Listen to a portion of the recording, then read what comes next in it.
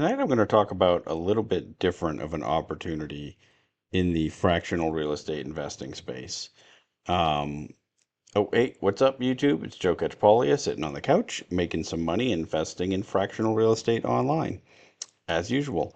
Um, I talk a lot about the reason that I'm excited about this industry. It's really new. I think there's a lot of potential going forward.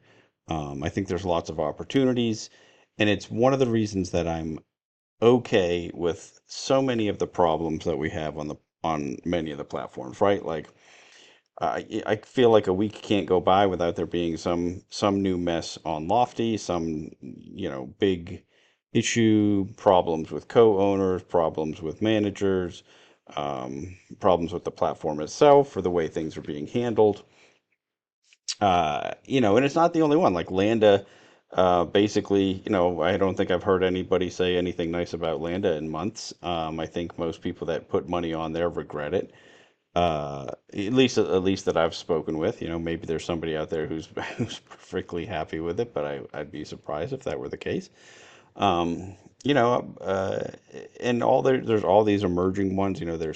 And then there's sites like Arrived Homes, which I think is sort of the standard. Most people have heard of Arrived Homes, or at least more people have than a lot of the other platforms. Um, they are, they're the ones that have the most copycats. They have all these other platforms that basically look just like them, or but are just smaller.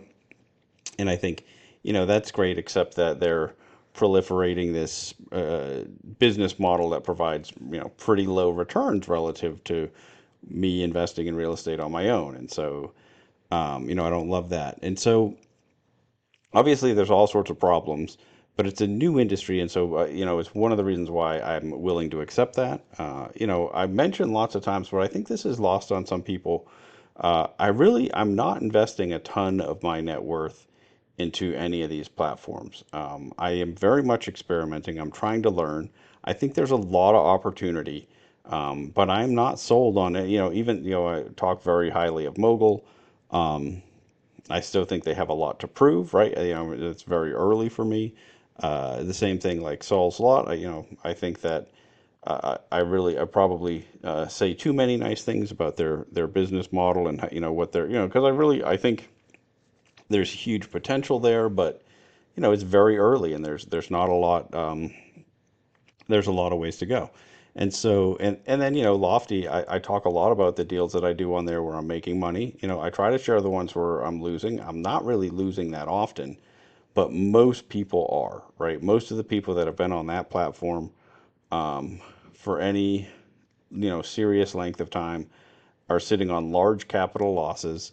And some of them have, some of them realized losses, they've sold out, and some of them not. I mean, probably at least two or three times a week, someone on the Discord, or someone in my Discord, or so, someone talks to me about how they have, a huge portion of their net worth tied up in it, or they have their retirement tied up in it. I mean, it's really kind of sad. Part of me thinks, well, those people, if Lofty wasn't there, would have had their money stuck somewhere else because they clearly didn't do a ton of due diligence. Although I think a lot of the stuff on the Lofty site is misleading if you're not really just digging into the fine print and looking at everything. And I don't know what it looked like, 3 years ago. This is the thinking about it as the end product of multiple iterations. Who knows? I mean, maybe it was even more deceiving to people back then, and I kind of think it must have been because it's shocking how many people bought into deals that, I mean, at least in my mind, are very obviously trash deals. So I don't know how that happened. When I say that, I just mean like properties that should just never have been investment properties, at least at the prices that they were brought to the platform. Um, all that being said, so what's the opportunity, right? Well, it is a brand new industry, right? And so almost, pretty often people are mentioning, hey, what I think I should do is start a competitor to Lofty, right? All we need is a good competitor, someone who can come in and do a better job. Lots of people talking about starting platforms. I have quite a few people reach out to me that want to start a platform, and I think that's perfectly fine. I think that we do need I think they're, having someone that did a lofty style platform but executed well, uh, could do really well. Although I think the model itself might have some flaws. Um, I think in a way that if they can't build it in a way that they can select good deals, if it's so decentralized that anybody can put trash on there, you're gonna get mostly trash on there, right? That's what I think is the problem. But where I think there's opportunities in the growing industry, we don't have any associations, we don't have any councils, we don't have any rating agencies, we don't have any um, anything of the sort. And so, like, so a couple of people were talking about, hey, why don't we have a little conference, or why don't we have a meetup or a get together? And I wanted to just talk a little bit about like the different types. I think this is a great idea. I think that it is, um, there's opportunities to actually, to one, better the ecosystem, help other people make more money, but also make money along the way. I know people that started uh, a couple different of these groups and actually make good money while at the same time really helping people along it. And so one, I've got the National Association of Realtor up. I know at this point in time, people just there's a lot of people that hate them. A very long time ago, there were virtually no real estate laws on the books, and the realtors got together and said, "Hey, we're going to form this group. We're going to have some education. We're going to have some minimum standards. We're going to maybe have some ability to enforce things among our members.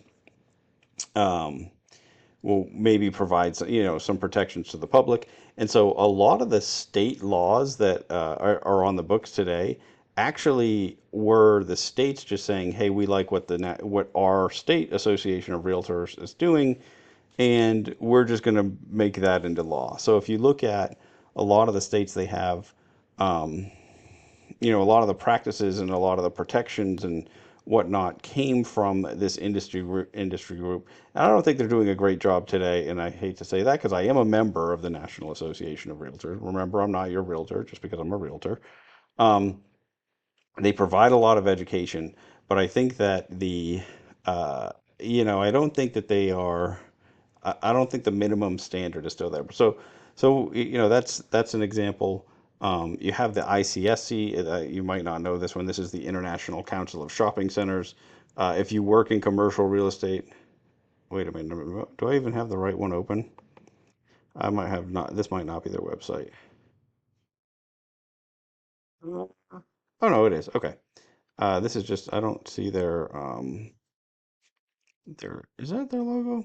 I don't know. Anyway, their industry events are like notorious for being the most fun. People think shopping centers, but yeah, they've become just these big commercial gatherings. The main one is usually in Las Vegas, but there's these I think of them as primarily a networking organization. Although you can be a member, and I'm sure there's other things. And then you have things like the Urban Land Institute, which this is very much like an educational body. Same thing. There's memberships. There's different locations. So like when I was young and just starting in commercial real estate, I was pretty active in the ULI. I'd go to a lot of these. They'd have like monthly breakfasts you could go to, and it was really like I think they had like a young leaders group or something I was a part of. And you could go to these and have like these very experienced industry people come and speak to all the young people trying to get in there. So much more education and research based. A lot of that, I bought a lot of books from them that were required reading in the real estate program that the went to the Masters of Land Economics and Real Estate, and we read a lot of books from that were from this. A lot of real estate developers were big on it. So I think we're missing that, right? I think when I had NAREIT or NAREIT, I think it's NAREIT is how they actually say this. This is the National Association for Real Estate Investment Trusts. This is a pretty new. I actually know one of my professors in graduate school was one of like the early, she had a lot of influence on this, um, whatever it is, this group early on, because REITs have really only been much of a thing since the 70s, right? I don't know exactly when they went into law, but they haven't been around. And the 70s might sound like forever, ancient history to some of you guys, but I was born in the 70s, so it's not that long ago. But a lot of it's really only been 30 or 40 years that it's a very professionalized thing, and the works the way it does today, and maybe even less time than that. And so, all of these different groups have been set up in commercial real estate for REITs um, and I think that all of them make money, right? There's people involved that make money, and so I think that there's these opportunities for people to do this. And so I wanted to just lay out like what I think the different types are, right? I mean, there's the opportunity for someone to set up conferences for networking, and that's sort of what it sounded like people were talking about doing, just doing a meetup, just meeting other investors. They also have like conferences where there's that are more like learning based, right? That'd be more like the ULI type of things, where it's much more, maybe you get some platform creators to come on, maybe you get some more experienced investors to come talk, but really education based. And then more, along the association path. And I know this might sound crazy to think of like, oh, well, I'm just investing in fractional real estate, right? I'm not going to go and create these things. But I think one, if you want to be able to attend some of them or be involved in them, somebody's got to make them, right? And at the moment, there's nothing out there, right? And this is all real white space. So anybody who's thinking about starting a platform and thinks, oh, there's all these big challenges, I'm going to go into one in a few minutes that, you can do some of these things with you by yourself or you and an intern. I have a good example of one of those that happened in real life for in the international. What is it? I'll pull it up in a minute. Um, but so I think one of the things we could have is a co-owners association, right? Like so for co-owners, kind of like meaning the types of people that are on Lofty that bring properties to the site. Um, I think that there will be more platforms that allow something like that. Mogul's already talked about it, like other people being able to bring platform or properties to the platform. And so, what would that association look like? It'd be they'd share best practices, maybe there'd be some standards enforcement, like, hey, as long as you want to be part of this group, you have to, agree to X, Y, Z as far as transparency goes, or maybe you have to have your average property performance has to meet certain standards, um, in order to be a member of the group, or, you'd have certain, I mean, there's all different sorts of things to think about because one of the things, especially, I think the more decentralized you get, like Lofty, the more you need um, somebody to help with the collective action problem. And what do I mean by that? So like right now on Lofty, there's a lot of properties that are a mess, and there is no one person that owns enough of that property to care enough to push through a fix. And I mean, we see that with a lot of the individual properties that are stuck in the Yom mess, right? That are trying to transfer over. There's dispute about how much money should be, going which direction. There's a lot of people that think there should be a lawsuit, and there's nobody taking action on starting a lawsuit or instigating that or doing the research. And so I think that that problem is always going to exist as long as you have really decentralized ownership. And so um, there needs to be a lot of trust in whoever is, driving the bus, and that's the co-owner in most spots, or maybe the property manager, right? Maybe there. So that's one of the things. There's a lot of different associations for property management, maybe setting up a subgroup in one of those for servicing, specifically for servicing uh, fractional real estate, right? And that might even be an easier route. Maybe you can approach NARPM or someone like that, and or IREM, and be like, look, I know you are already doing all this real world property management stuff. there's a need for a higher level of touch for these properties because there's no one else making a decision. So, for example, property managers don't typically pay your taxes and think about your, refinancing type stuff or your insurance. All that stuff is usually handled by the ownership group. Maybe a more robust service could be provided, um, across the board, right? And so that that would could come from having some sort of association that creates that, having an just an investors association, right? I mean, that could look like a lot like an ICSC or a ULI, or I'm sure there's other examples too. I just pulled up ones that I could think of off the top of my head. That it could be a group that's put together for education or for actual lobbying, like where, hey, we think that there should be some laws surrounding this, or like, for example, all the arrived home stuff.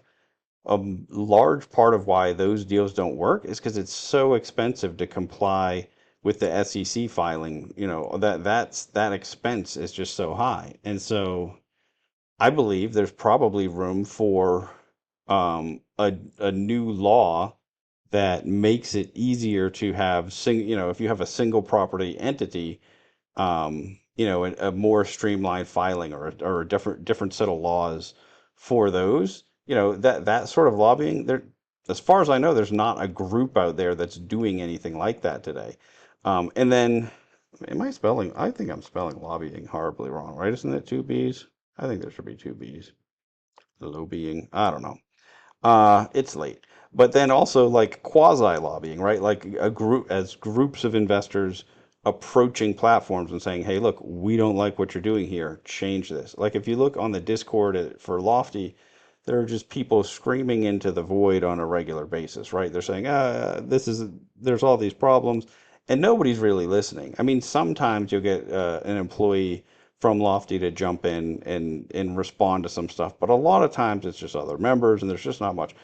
If we had an investor association, we got together, had normal meetings, had came up with certain things that we just absolutely wanted from a platform, approaching a platform with a group that say, okay, even if we have 50 members, right, or 100 members, and we say, hey, look, our group thinks you should do this, that's going to carry a lot more weight than some guy, spouting profanity in the Discord, right? Like, I mean, which ends up being what and happening because a lot of people get um, frustrated. I think there could be a association for platforms themselves, right, where they get together, talk about best practices. I think this is probably the smallest one at the moment, and there's probably not a lot of room for that. But then other things that we don't have anything like is rating agencies or analysts, right? Like if you're investing in stocks, I mean, there's just tons of these different rating agencies. There's analysts. Like if you pick any stock, and I just picked Brandywine Realty Trust because it was the first stock ticker that popped in my head because I used to work there. Um, you can go on all kinds of different websites and find the info on it, but there's research on it. Um, there's multiple, there's analysis. This is just on Yahoo Finance, but there's all kinds of places where there's people doing analysis, right? And we don't have that sort of third party analysis of or ratings or anything put on deals, but also you could have them where it's put on co-owners, right? Where there's people that are creating a rating system for co-owners. What does their transparency look like? What is that score? Because eventually, if there are more platforms similar to Lofty, and there already are, I mean, like Fractional.app, that's a place where people can bring in and upload deals, and there's you can upload, not really, but like bring deals and raise funds. And I'm sure over time there'll be more and more. Well, you don't want someone joining Lofty, burning through a bunch of people, and then going and joining, burning through a bunch of deals, taking people's money, going to the next platform, doing the same thing. If you have one agency that rates those co-owners across the board, you don't have to be familiar with all the platforms to be on top of it. You could have an agency that rates the and agency. It doesn't have to be obviously not. I'm not talking about a government agency. I'm talking about like just a third party Where the funds come from, it's going to depend, right? Like if it's co-owners, they might have to pay to be rated for it, right? And at first, probably very few would want to do that, but over time, I think that it would, if it becomes the standard, that could work. The other way is I think that works better than having people pay for the info on them, but it could be that something like that. That's more like a registry of info. And then the other thing, though there isn't any of yet, is like really specialized press. Like nobody that I know is putting out a newsletter about fractional real estate investing. There's no blogs that I've found, or magazines, or YouTubers. Um, well, there's me. I'm a YouTuber that talks about it, and there's a few people that have talked about it occasionally. Um, but it's kind of sad when you search YouTube for fractional real estate investing, and like I come up more than half of the entries on a given page. I mean, there's got to be other people with thoughts and ideas about these platforms and about their real estate and all those sorts of things. Magazine might sound really weird, but like this Inside Self Storage magazine is one that was really big when I worked in self storage. Um, Obviously it's become more of an online presence. I do think that there's still people that get the physical magazine, but then now they have their annual expo, and there's a whole lot more to it now. But I think that we don't have there's as far as I know, there's none of this yet, right? The only businesses in the fractional real estate space are the platforms themselves. And then maybe, okay, you can start to say like some of the co-owners have started businesses like Ecosystems LLC. That's a business now that's acting as as a property manager, you know, with better internet in like way like I mean they got voted on as property managers, but they're really doing a little bit more than that. But where they're basically their main job is to interface with the sub property manager and to, bring the info onto the platform and whatnot. Um, maybe help facilitate like with some strategy and what we're doing. So, but other than that, I mean, there's very few companies in this industry, and it is a brand new industry that I think has the potential to be a huge industry. And so, if I were a much younger person than I am, or if I were more ambitious, because just a lot of that's gone now.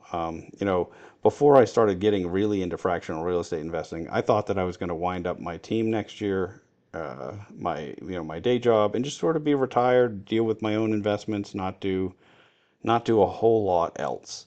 And so, I got really hooked on this stuff. I started YouTubing about it because I saw that nobody's talking about it, and I think that there's just so much. I think there's a lot of benefit in sharing info.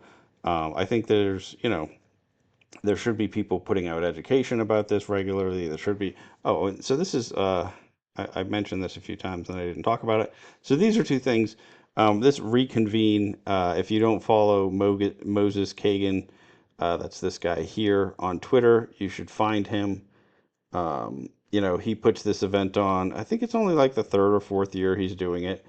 It's not, it has nothing to do with fractional real estate. This is his unconference about real estate private equity. But the people on Twitter seem to love this. I've actually never been to it, but he's really just, one guy started this thing. I mean, he has a successful property management company, and I don't know if it's a syndicator or what, but this went from being really an idea. I want to say maybe 5 years ago. I don't know how long this has even been around. But really went from an idea to like being a pretty decent event now, over the course of not very many years, as far as like from my perspective. And then this group, the Independent Lodging Conference, this is like for independent hotels. Um, I used to work with this guy here. He started uh, he started this with like him and an intern. And he started this one. He started the Philadelphia Real Estate Council, something like that, and I think one other one. And so it really just puts on events, puts on education. They do their awards and whatnot, and turned it. He did this like back in, I want to say sometime around 2008 or 2009. He had been, I mean, commercial real estate was slow at the time. Um, he was looking for sort of some new business model, and he realized like, hey, I can build these. It's a networking group. It's helping. At the time, there was like a really sort of a boom in independent lodging, right? You had all these hotels that wanted to just not have, it became really trendy to not have like a name brand on your hotel. And so, he's made, I believe, decent money doing that. I think that, I mean, because he moved from what he was doing to mostly doing this kind of stuff. So I imagine he's doing really well with it. I honestly don't know. But it's turned into, a decent sized company, right? I mean, what are these all? Yeah, this is their advisory board. So, I mean, I don't know how many people really work there, but, um, it doesn't take, I think that there are probably people in our Discord today. Oh, by the way, please like and subscribe if you haven't already. Uh, Join the Discord. So there in the description to this video, I've got a Discord set up, just the Fractional Real Estate Investors Discord, real generic name, just a place for us to share ideas and whatnot. Uh, um, there's also links to all the places where I'm currently invested in fractional real estate. Just because I invest on those sites doesn't mean that you should. Do your own due diligence on the sites and on the properties. But yeah, I think that there are people that are in that Discord or on Lofty's Discord or that have just been lurking for a while, that could start any one of these types of things. I think that if it certainly wouldn't be a full-time job at first because it is a very new industry. But I think that putting some sort of, creating, sort of weaving the fabric of this industry a little to make it a little bit more real than it is now. I think there's just unlimited opportunity, and that's why, for me, I don't know that I'm going to do anything other than just continue to, look at the deals as they come up, give you my opinions on them as far as, what am I looking at and what as far as due diligence, what do I think about different things and how do I look at different things and whatnot. I mean, I think that's just going to be what I continue to do. I don't have any interest in creating a platform for myself. I think that sounds like a lot of work. Um, and probably even, any of these associations or conferences or, I don't really get off my couch anymore. I don't talk about it too much, but I am quasi disabled. And so, getting out there and doing a lot of stuff. I will occasionally go to a meeting, or usually it's more like I'll go and sit and have coffee with someone or lunch. Networking events that require a lot of like standing and walking around and talking to people. I probably haven't been to one in a decade, but I never really enjoyed them that much anyway. But I think that there's room for all these. I think I'd love to see somebody have a good newsletter or a blog that was just completely about this space. Um, just posting industry news and like any of those things. I think right now, yeah, I mean, it's is readership going to be slow, of course, right? But I think that it is, especially where there's like a lot of opportunity for, um, there's a lot of different platforms that have affiliate links and whatnot. I think a blog would be a great way to, you don't even have to try to get advertisers, right? You can just, when you talk about a platform, put their affiliate link, probably put tons of disclaimers, just like I always want to, right? Like, just because I'm putting it there doesn't mean you should invest on it. It doesn't even mean it's going to work, right? Like, I think Lofty's affiliate link still doesn't work. It's been, even now, I think it's probably been 6 months or something since it has, maybe longer. Um, I don't know that I ever actually got a referral from them. Is that true? I don't know. I'll have to go back and look. But but I think that would be something that is pretty easy to do with a blog or um, online magazine. I feel like newsletters are good, but any of that kind of stuff, right? And you don't have to be an expert to just sort of aggregate news about stuff. Like every time there's an article anywhere else, put it in there, give you a little summary of it. Anytime there's some strange going on or new updates, all that stuff I think would be relatively easy. And, I think I guess, my main point in all of this is one, I think our industry needs this, right? I don't think we're going to make it um, without it. And I mean, I think, if you look at a lot of these other, there's a reason these exist everywhere else, right? I mean, they are, um, and I don't think it's just to make money, right? Like at this point, a lot of people say, well, oh yeah, the National Association of Realtors is just they're just a monopoly. They're trying to maintain their monopoly and whatnot.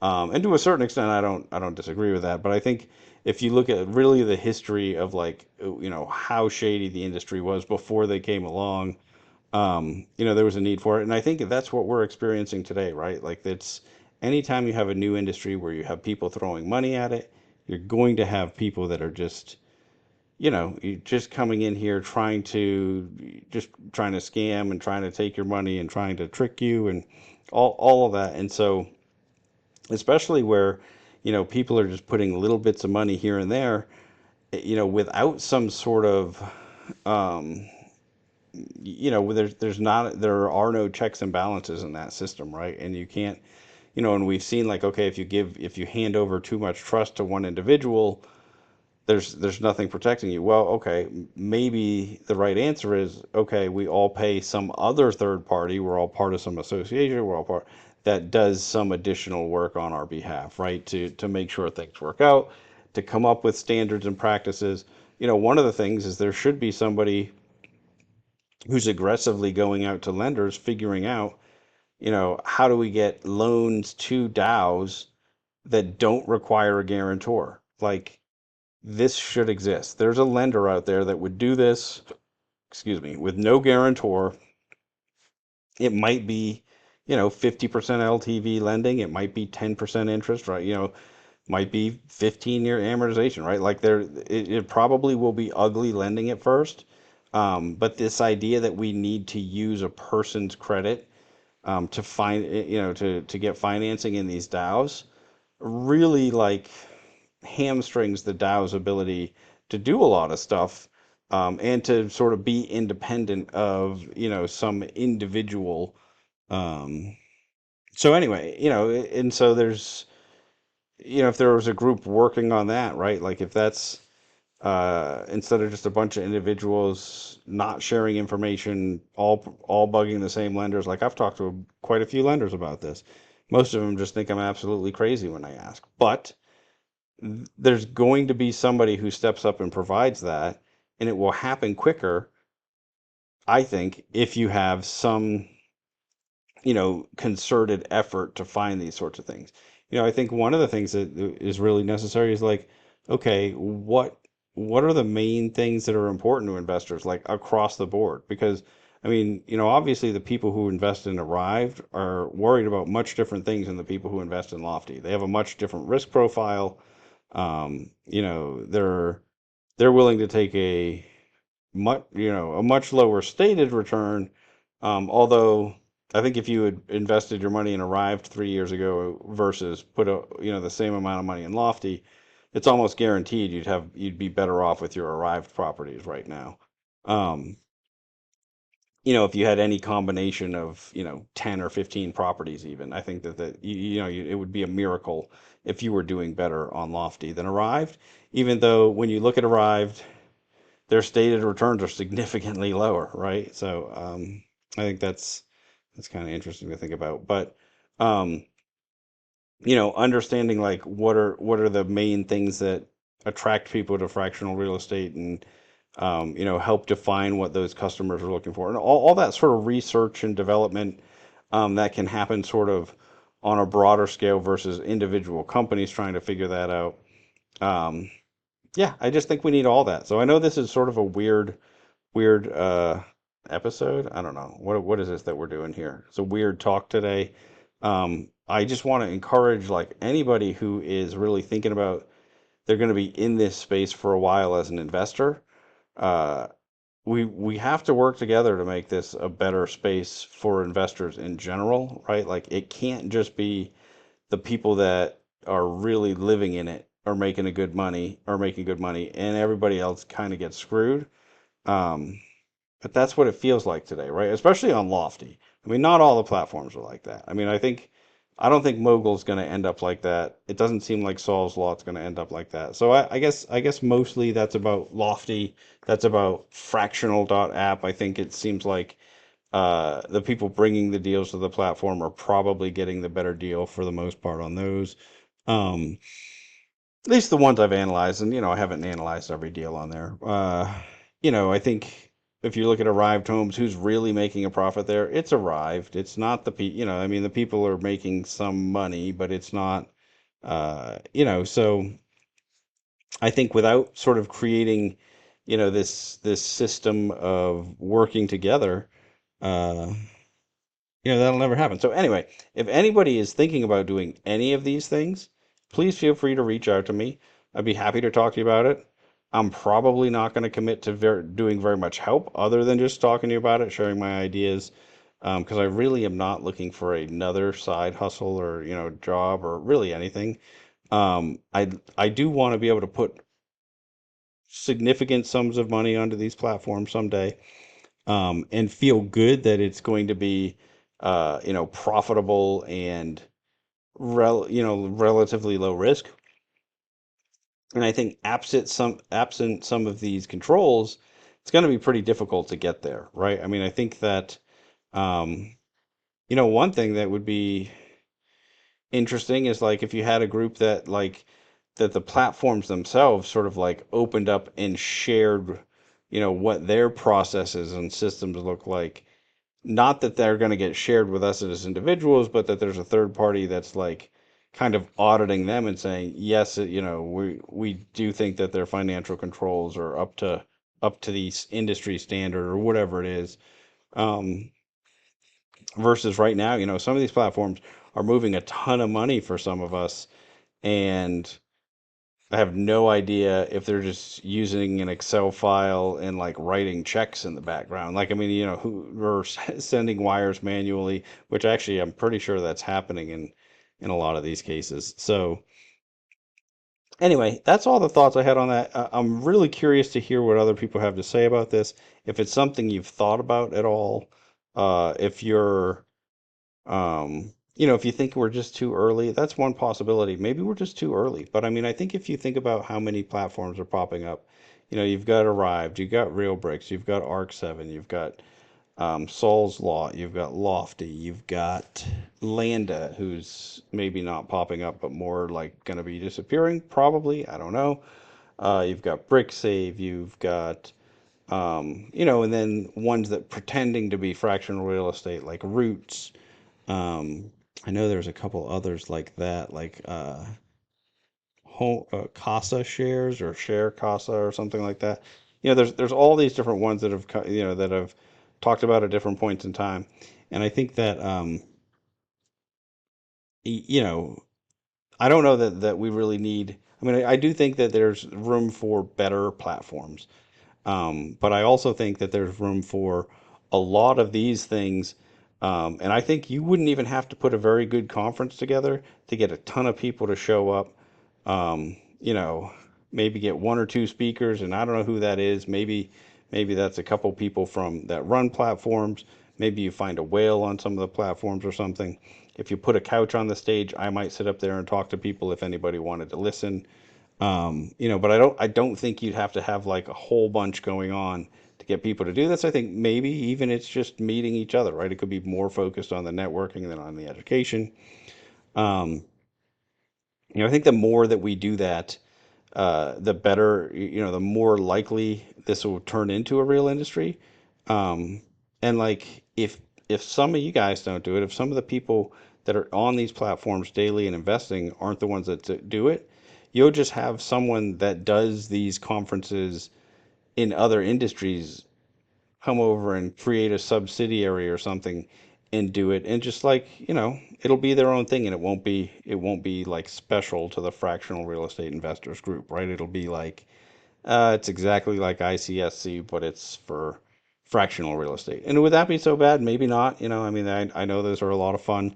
Um, I being the nerdy guy I am, I always gravitated more towards the urban land ones. Really like where there's a lot of education involved, a lot, I felt like the, but any of these, right? Like I think that there's just room for it, and I'd like to see that grow, and hopefully somebody from, somebody watching this now does that. So if you're thinking about it, definitely reach out to me. Let's chat about it, see if there's any way I can help, maybe point you in the right direction or give you some thoughts or help you, frame it. And feel free to jump in the Discord and talk about it. Um, Look for a partner on there. I mean, there's one of the things, there's quite a bit of money lurking just in our Discord already. Like I know there are people in there. Uh, I think there's at least one Deca millionaire that I know, that pops in occasionally looking at stuff. And there's plenty of other people, that are just lurking, that have significant capital, that maybe are just sort of interested in this, but maybe would be more interested in building a business that services this, like one of these. And if there's somebody else that had a good idea that wanted to, sort of put the framework on it and be the hustle to that, I bet there's some connections to be made. Same thing on Lofty's Discord, or any, Sol's Lot has their own Discord now, and I think that's filling up pretty quick too. I think all of these end up having these lurkers with money. Um, some of them have already talked about, starting their own platforms and whatnot. But I think that that is just, I think it's just most of the time born out of frustration with the platforms. I hear it most often on Lofty's, people from Lofty's Discord that are, have sort of wandered off of there and talked to me in DMs or somewhere else. And I think it's because they all love that model. They think, the secondary market for trading, the fact that anybody can bring a property on there. I think there's a lot to like about the model, and the execution. I hate to be mean about it, but it really just feels like it's so poor. Like there's so many things, that could be done in a way, to really make it a better experience for investors. I mean, when you have a investment platform where most people are losing money, there's a problem, right? I mean, there's something wrong with it when that's the case, especially when you're in a point in time where the underlying assets aren't having these big decreases in price, right? It's not that the real estate itself has actually gone down in value. It's that, well, oftentimes the tokens are priced significantly less than the real world value, and it's because of the difficulty of managing the property through the entity, right? And I don't know. Anyway, so I know there's a lot of frustration around that, and I think that, yeah, maybe if you are thinking about starting a platform even too, I'd love to talk to you about it, because I do think that there are, I think that there are structural issues in, that, maybe I know Lofty really just doesn't seem to be considering them, or knows about them and doesn't have a solution for. But I think there are these like underlying issues of the setup that make it, so that maybe it's not a platform that could succeed without some real big tweaks, right? Like I don't think you could just stand up a competitor to Lofty, have, better operations and, better communications, faster, better UI, all that. I think you might have some success, but I don't necessarily think you would just go out and dominate. I think you'd run into, I think there are certain issues that, will take some real ingenuity to overcome.